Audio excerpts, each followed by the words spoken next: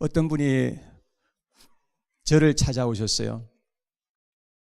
그리고 자기가 걸어온 인생길을 쭉 얘기하는데 참으로 어떤 죄를 지었는지 저한테 다 말씀을 하면서 너무너무 참 괴로워하면서 눈물을 흘리면서 그렇게 애통해 하셨습니다. 저는 그 얘기를 다 듣고 제 마음속에도 굉장히 참 안타까운 마음이 들었습니다.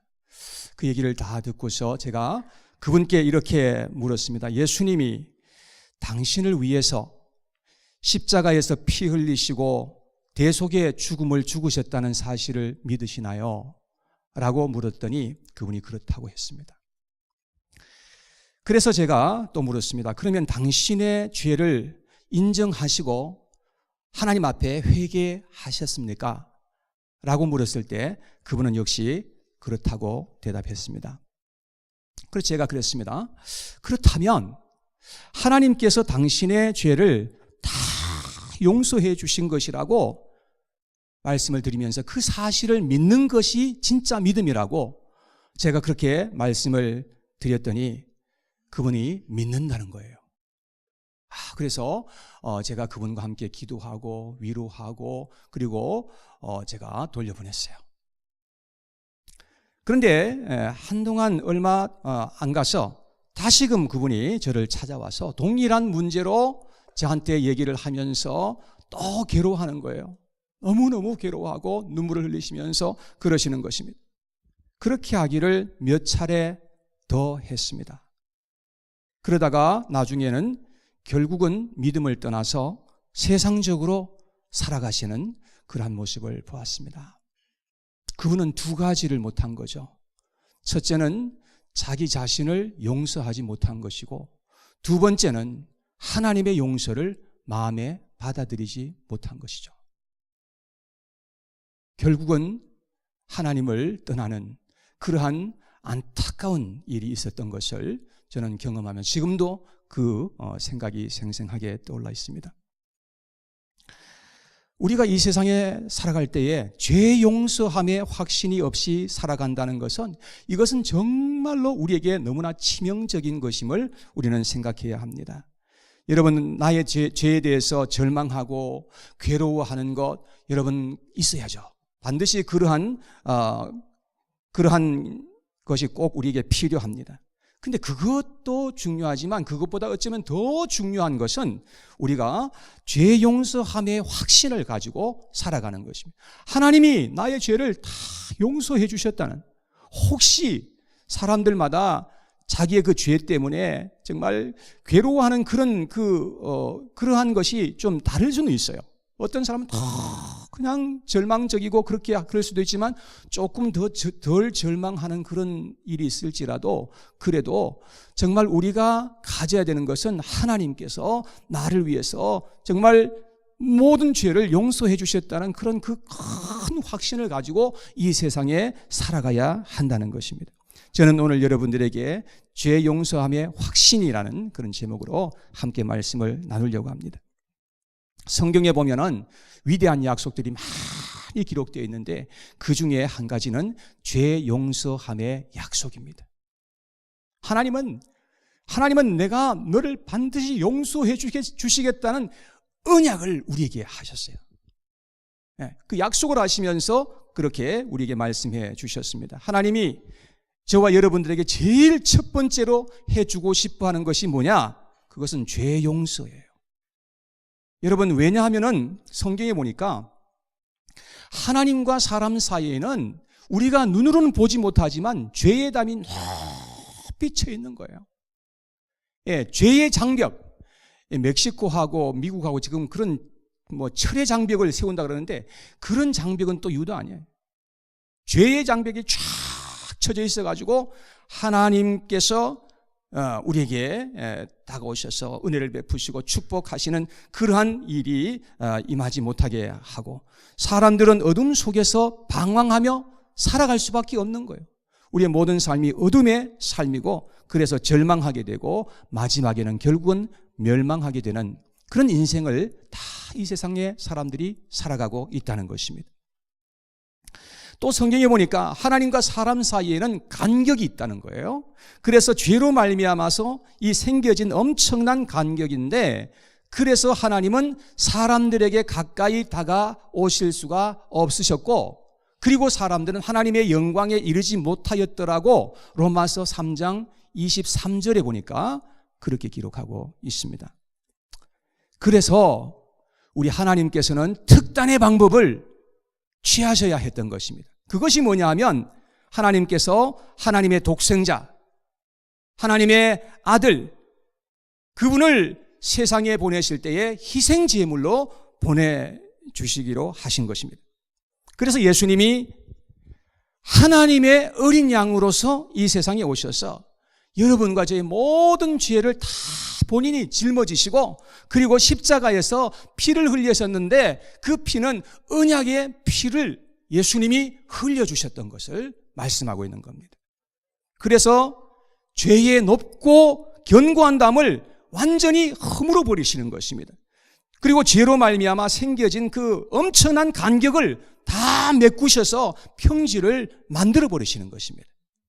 그래서 우리는 오직 예수 그리스도를 통해서만이 죄와 사망의 법에서부터 벗어나서 완벽하게 우리가 승리할 수 있다는 것을 성경은 말씀하고 있는 것입니다.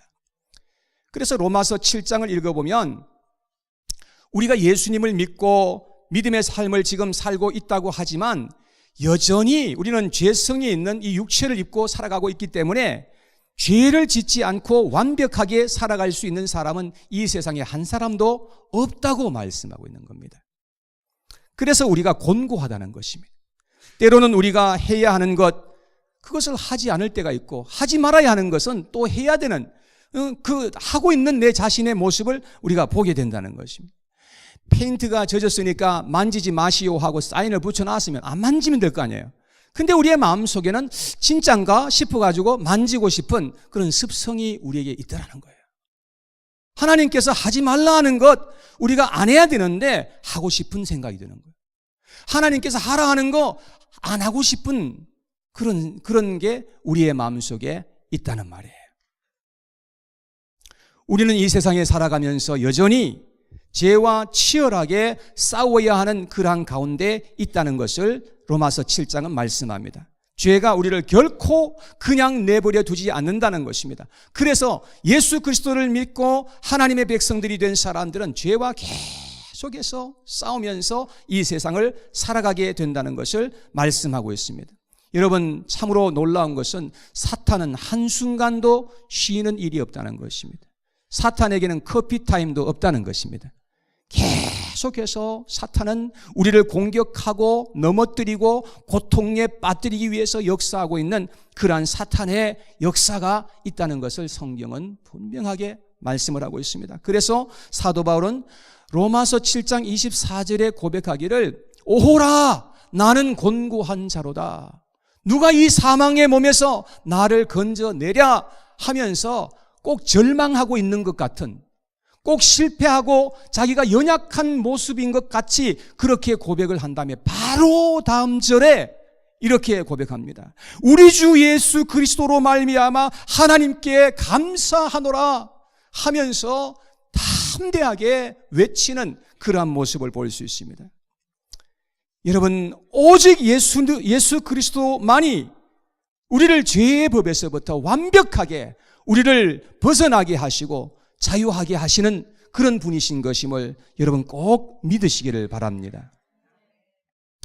그래서 8장 1절에 이렇게 사도 바울은 말합니다.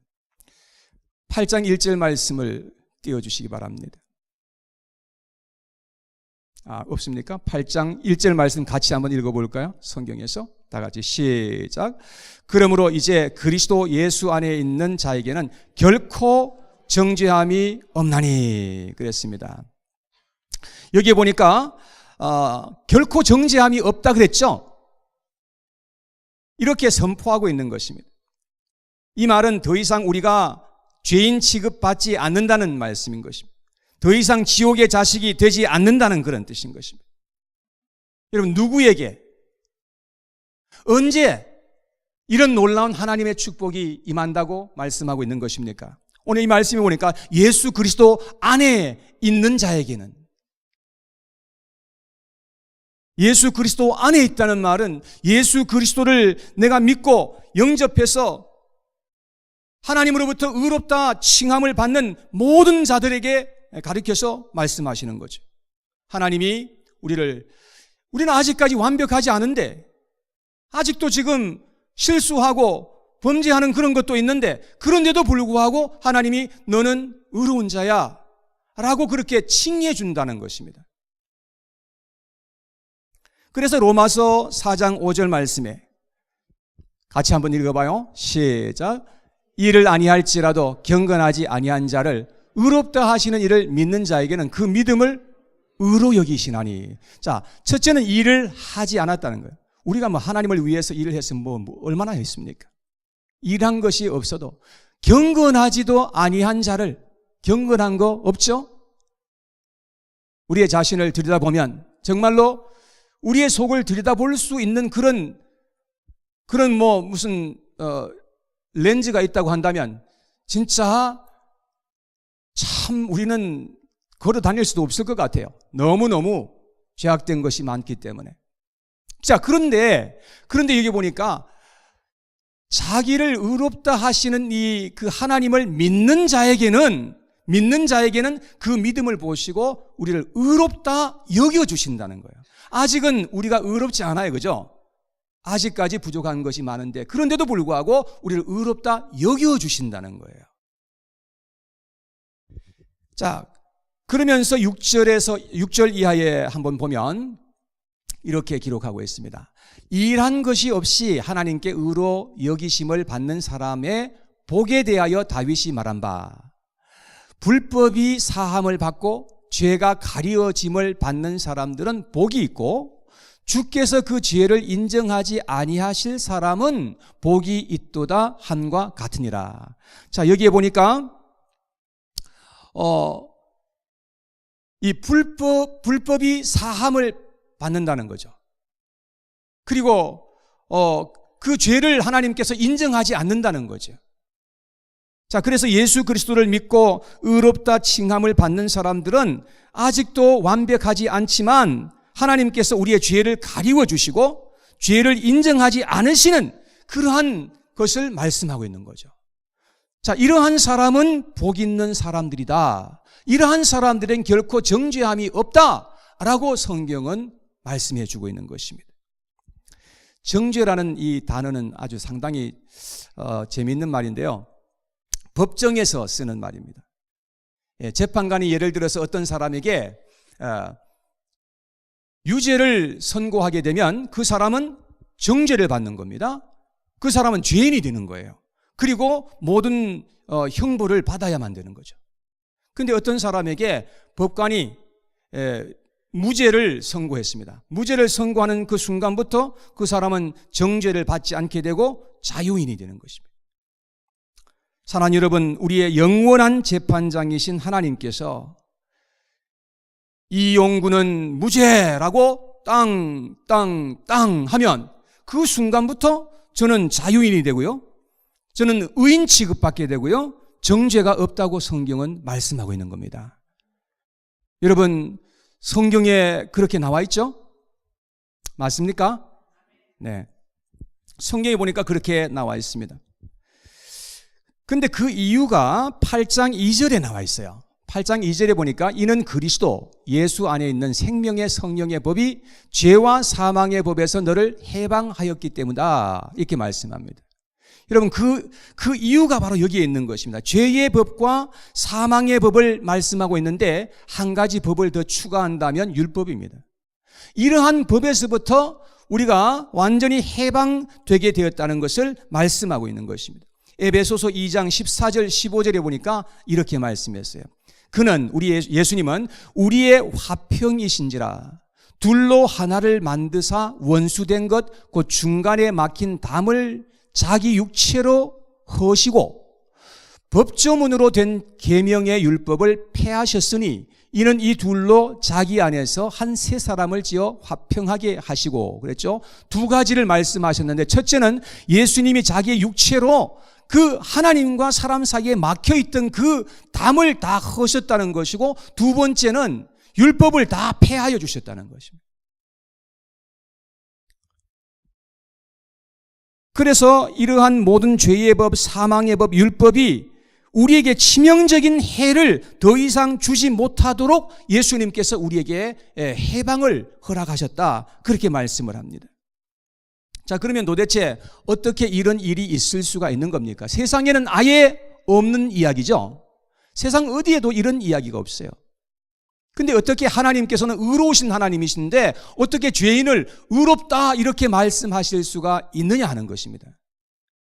만약 그렇게 하신다면 하나님께서 의로운 분이 아니라는 그런 증거죠. 근데 하나님께서 그렇게 하시는 이유가 있다는 거예요. 그 이유가 3절에 계속해서 기록되어 있습니다. 다 같이 시작. 율법이 육신으로 말미암아 연약하여 할 수 없는 그것을 하나님은 하시나니 곧 죄로 말미암아 자기 아들을 죄 있는 육신의 모양으로 보내어 육신의 죄를 정하사. 자, 우리는 연약해서 우리는 할 수 없는 것이라고 말씀합니다. 우리는 도저히 연약해서 우리의 그 어떤 노력으로 말미암아서 구원받을 수 없는 존재라, 그런 말씀입니다. 그런데 우리는 연약해서 할 수 없지만 하나님께서는 우리가 할 수 없는 그것을 하신다고 말씀합니다. 어떻게 하시는 것입니까? 그 방법이 나와 있죠. 예수님을 육신으로 보내셔서 그에게 죄를 정하셨다, 그렇게 말씀했습니다. 여러분, 죄를 정하셨다는 말이 무슨 뜻일까요? 구약 성경에 보면 속죄제라고 하는 것이 있습니다. 사람들이 죄를 범하게 되면 양을 끌고 오거나 염소나 아니면 송아지를 끌고 옵니다. 그리고 제사장에게 가서 그 짐승을 끌고 오면 죄인이 그 손으로 양의 머리에다가 안수를 해요. 안수를 하면 제사장이 그 위에다가 손을 얹고서 기도를 합니다. 오늘 이 사람의 죄가 양에게로 갈지어다 라고 기도를 합니다. 그러면 죄인에게 있던 그 모든 죄가 다 짐승에게로 옮겨가는 것입니다.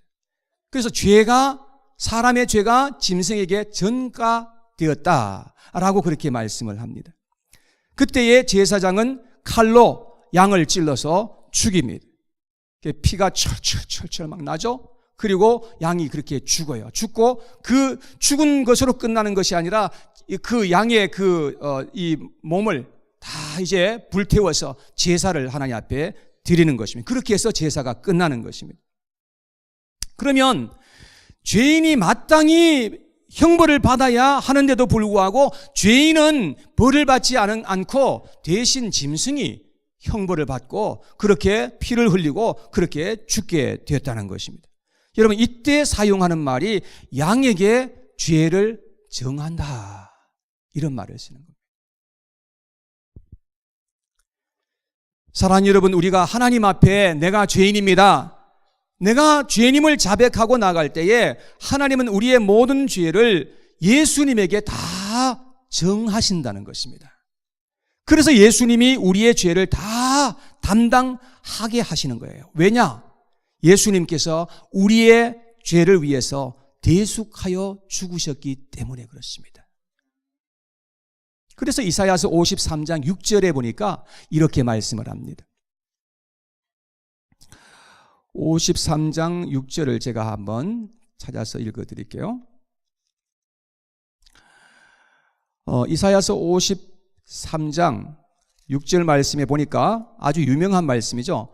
우리는 다 양 같아서 그릇 행하여 각기 제 갈 길로 갔거늘 여호와께서는 우리 모두의 죄악을 그에게 담당시키셨도다. 우리의 모든 죄를 그에게 담당시키셨다고 그렇게 말씀을 하고 있는 것입니다.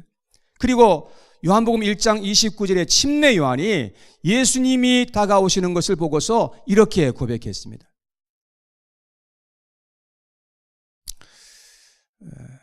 1장 29절 말씀에 보니까 이튿날 요한이 예수께서 자기에게 나오심을 보고 이르되 보라, 세상 죄를 지고 가는 하나님의 어린 양이로다. 예수님을 보고 세상 죄를 지고 가는 그 세상 죄에는 여러분과 저의 죄도 포함되어 있는 줄로 믿습니다. 그 모든 죄를 짊어지고 가시는 하나님의 보내신 어린 양이로다 라고 그렇게 말씀을 했습니다. 하나님은 예수님에게 우리의 모든 죄를 정하시고 예수님께서는 우리의 모든 죄를 친히 담당해 주신 줄 믿습니다. 이렇게 해서 하나님의 요구가 다 충족된 것입니다. 그리고 율법의 요구도 다 이루어지게 되었다고 말씀을 합니다. 로마서 8장 4절 말씀에 육신을 따르지 않고 그 영을 따라 행하는 우리에게 율법의 요구가 어떻게 해요? 이루어지게 하려 하심이라. 율법의 모든 요구가 다 이루어지게 된 것입니다. 이렇게 해서 하나님은 우리를 죄의 법에서부터, 율법에서부터, 사망의 법에서부터, 심판의 법에서부터 완전히 우리를 자유케 하시고 해방하여 주셨다고 성경은 말씀하고 있습니다. 사랑하는 여러분, 이것이 하나님께서 우리들을 위해서 행하신 위대하고 아름답고 놀라운 일인 줄 믿습니다. 하나님께서 이런 놀라운 일을 저와 여러분들을 위해서 하여 주셨다는 것입니다. 이사야서 12장 4절 5절 말씀을 보니까 이런 말씀이 있어요. 그 날에 너희가 또 말하기를 여호와께 감사하라. 그의 이름을 부르며 그의 행하심을 만국 중에 선포하며 그의 이름을 높다 하라. 여호와를 찬송할 것은 극히 아름다운 일을 하셨음이니 이를 온 땅에 알게 할지어다. 우리 하나님께서는 우리를 위해서 극히 아름다운 일을 행하시는 그런 하나님이신 것을 여러분 믿으시기 바랍니다. 자, 그러면 저와 여러분들은 어떻게 해야 합니까? 저와 여러분들이 할 수 있는 일이 한 가지 있는데 그것은 우리가 하나님의 행하신 그 모든 일을 받아들이면 되는 것입니다. 그냥 믿어드리면 되는 것입니다.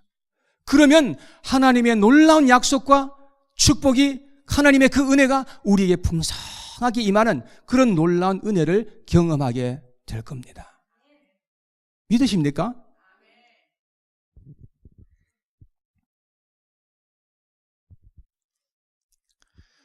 너무 하나님의 은혜가 커서 잘 못 믿으시는 분이 계세요. 그냥 받아들이면 될 텐데, 그냥 아멘 하고 그냥 받아들이면 될 텐데 이거를 못 받아가지고 그냥 하나님 앞에 죄 용서함을 경험하지 못하는 그런 분들이 참 많으세요. 이러한 하나님의 은혜를 경험하고 아는 사람들은 결코 이 세상을 아무렇게나 살아가지 않으려고 합니다. 만약에 어떤 사람이 생각하기를 이제는 우리가 하나님 안에서 자유하고 더 이상 정죄가 없다고 했으니까 죄를 좀 지어도 되겠구나 라고 그렇게 생각한다면 그분은 잘못 깨달으신 겁니다. 우리는 우리에게 이런 놀라운 은혜를 주시고 우리에게 자유를 주신 하나님 앞에 더 헌신하고 충성하려고 노력하게 되어 있습니다. 하나님의 은혜를 정말로 입은 사람은 그런 마음이 안 들 수가 없어요. 그래서 사도 바울은 갈라디아서 5장 13절에 이렇게 권면합니다. 갈라디아서 5장 13절 다 같이 시작. 형제들아 너희가 자유를 위하여 부르심을 입었으나 그러나 자유로 육체의 기회를 삼지 말고 오직 사랑으로 서로 종노릇하라. 그렇습니다. 하나님께서 우리에게 자유를 주셨는데 그 자유를 주셨다고 해서 우리가 아무렇게나 살아가라고 말씀하신 것이 아니라 오히려 사랑으로 종노릇하라고 그렇게 말씀을 하고 있는 것입니다. 어떤 사람은 이 세상 자유한 세상이니까 내 마음대로 사는 것이다 그렇게 생각하는 것은 그것은 잘못된 생각이죠. 진짜 자유는 하나님의 말씀 안에서 사는 것이 진짜 자유한 거죠.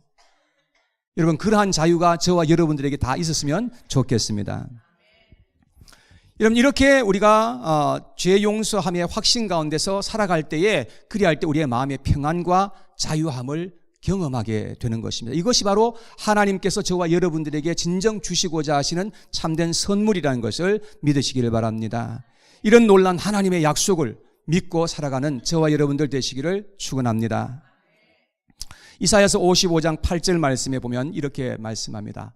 하나님께서 말씀하시는 거예요. 이는 내 생각이 너희의 생각과 다르며 내 길은 너희의 길과 다름이니라.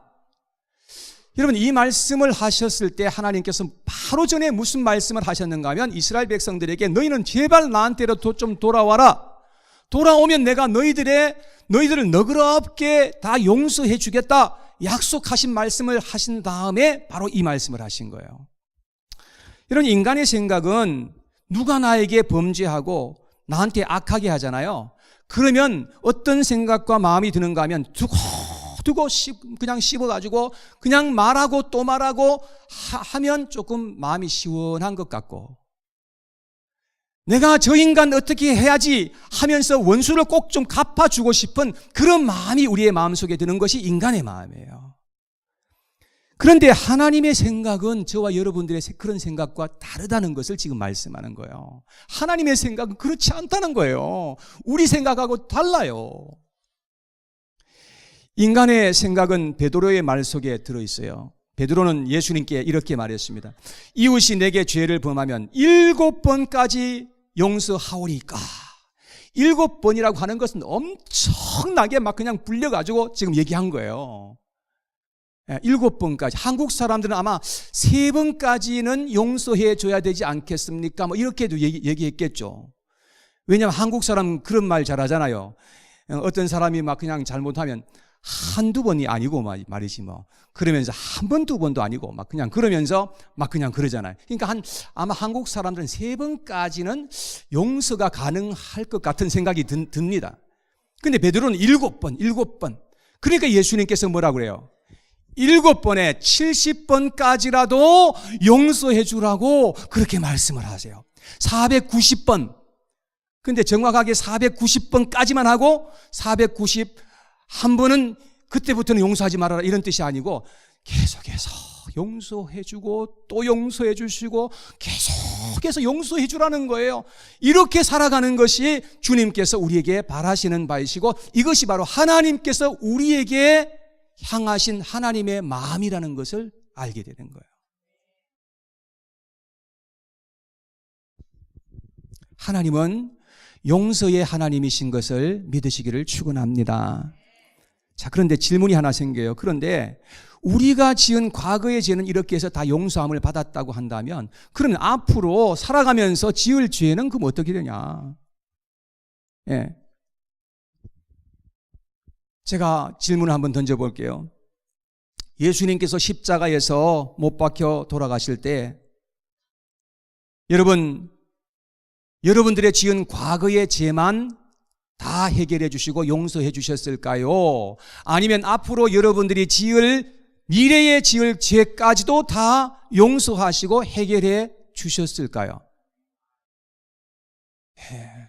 제가 믿기는, 제가 성경을 읽으면서 깨닫는 것은 하나님께서는 우리의 과거의 죄도 다 용서해 주시고 해결해 주셨지만, 우리가 앞으로 살면서 지을 죄까지도 하나님께서 다 용서해 주시고 이미 해결해 주셨다고 하는 것을 저는 믿어요. 여러분 믿으시기 바랍니다. 그렇다고 해서 죄를 가볍게 여기라고 아무렇게나 살아도 된다는 그런 의미가 절대로 아닙니다. 제 말을 오해하지 마시기 바랍니다.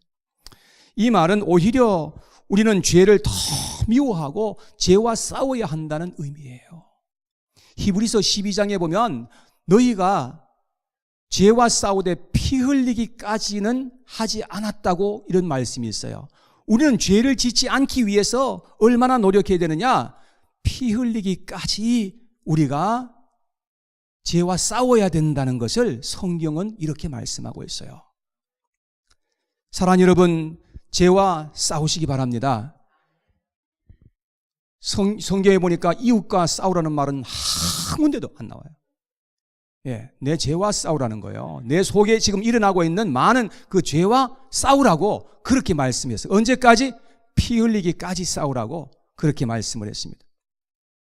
자, 그런데 그렇게 하지만 살다가 보면 어때요? 또 실수하고 또 넘어지고 또 그냥 안 하려고 했는데 또 그냥 해버리고 이런 그런 게 있잖아요. 그럴 때는 어떻게 됩니까? 그럴 때는 하나님 앞에 회개해야죠. 다시금 또 돌아와야 돼요. 얼굴에 철판 깔고 또 돌아와야 돼요. 하나님 앞에 돌아와서 하나님 앞에 순종하도록 그렇게 살아야 되는 것입니다. 여러분, 이것은 상급이 달린 문제예요. 하나님의 영광이 달린 문제예요. 그렇기 때문에 우리 하나님 앞에 돌아와서 회개하고 또 다시금 일어서서 하나님 앞에 또 순종하고자 하는 그런 삶을 살고자 그렇게 우리가 나아가야 한다는 것입니다. 사랑하는 여러분, 우리는 예수 그리스도를 통해서 죄 용서함과 승리의 확신을 가지고 이 세상을 살아가야 할 줄로 믿습니다.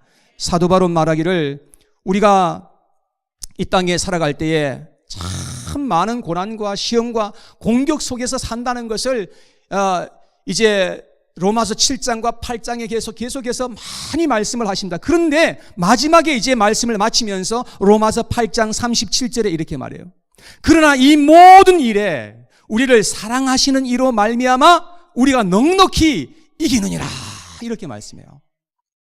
우리의 힘으로는 안 되지만 하나님을 의지하고 그 하나님의 도우심을 구하며 기도하면서 우리가 살아갈 때 하나님의 도우심으로 말미암아서 우리가 이 세상을 이길 수 있고 죄와 싸워서 이길 수 있는 그런 삶을 살아갈 수 있다고 말씀을 했어요. 사랑하는 여러분, 예수님 안에 있을 때에 우리 예수님께서 승리하신 것처럼 저와 여러분들도 반드시 승리할 줄로 믿습니다. 예수님을 통해서 큰 믿음의 확신과 죄 용서함의 자유를 가지고 승리하며 살아가시는 저와 우리 반석교회 모든 성도님들이 되기를 간절히 소원합니다.